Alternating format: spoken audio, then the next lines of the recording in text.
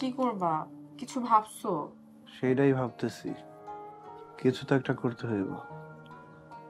আচ্ছা, একটা কাজ করো, আমার গয়নাগুলো সব বেচে দাও। গহনা কেন বিক্রি করুম? মাথা খারাপ? তোমার গহনা কেন আমি বিক্রি করতে যাবো? তোমার আমার কি আলাদা? এখন তুমি গয়নাগুলো বিক্রি করো, তারপর যখন টাকা আইবো তোমার কাছে তখন তুমি আবার কিনে দিও। দরকার পড়লে না খেয়ে থাকুম, রাস্তায় ভিক্ষা করুম, তারপর তোমার গয়না আমি বিক্রি করতে পারুম না। আর এই গয়নাগুলো তোমার মা তোমারে দিছিল, আর মায়ের জিনিস কখনো বিক্রি করতে নেই।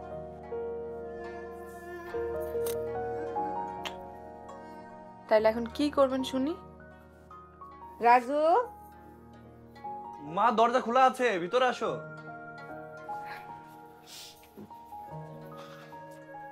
তোর সাথে কিছু কথা ছিল বাবা। আগে বসো, তারপর কও। ভাইরা তো বউ পাল্লায় পরে আলাদা হয়ে গেল। তুই কি করবি রে এখন? সংসার কেমনে চালাবি? মা, আমি ভাবতেছি আমি বিদেশ চলে যাব।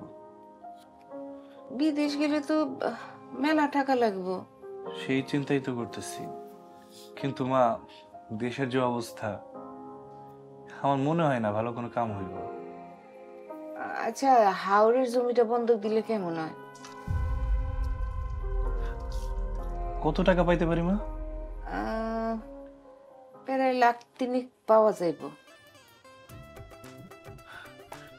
মা, তাহলে তুমি বন্ধক দেওয়ার ব্যবস্থা করো, বাকিটা আমি দেখতেছি। আচ্ছা, তোর করিম চাচার সাথে একটু কথা কয়ে দেখিস, ঠিক আছে?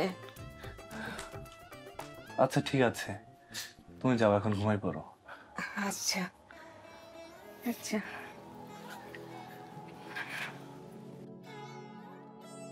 তোমার আমি বিদেশ যাইতে দিব না।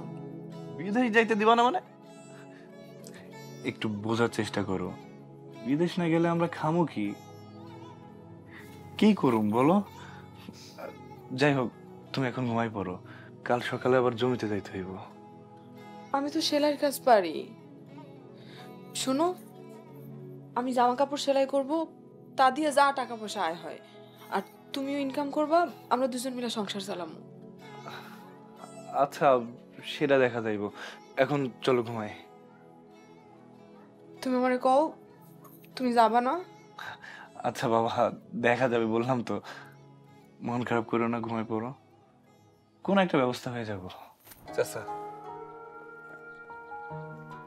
দলিলের দেখা লাগবো না।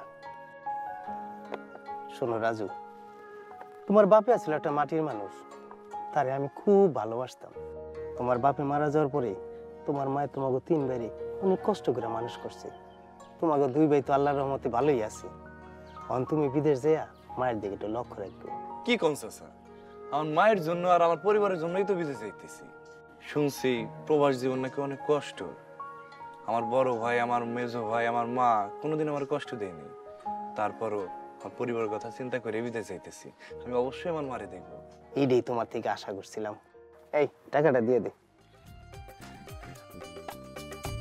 চাচা, অনেক উপকার হইল, আমার জন্য দোয়া করবেন। আরে দোয়া করুম মানে, তুমি বিদেশ যেয়ে টাকা ইনকাম করলে এমনি তো দোয়া করবো, আর বিদেশ যেয়া টাকা ইনকাম কইরা দলিলটা ফিরত নিয়ে যাবে। ঠিক আছে চাচা, আসসালামু আলাইকুম। ওয়ালাইকুম আসসালাম।